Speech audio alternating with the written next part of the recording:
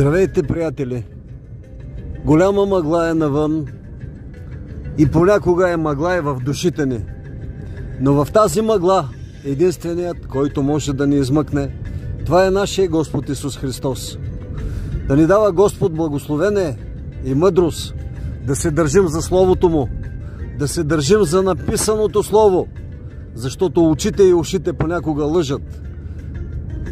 Както в мъглата са ни необходими допълнителни фарове.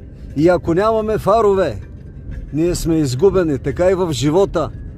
Ако фарът не е нашия Господ Исус Христос, ние ще се изгубим. В предстоящата мъгла, това, което се случва информационно, медийно, финансово, е също като тази мъгла.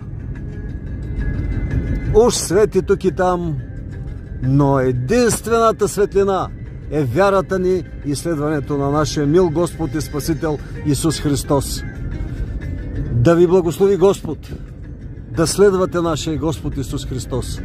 Защото апостол Павел не случайно казва към Филипяни и там 4 глава 13 стих: за всичко имаме сили чрез онзи, който ни подкрепя.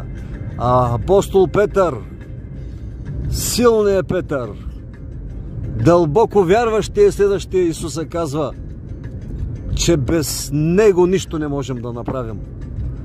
Завършвам с думите на Павел: бдете и молете се.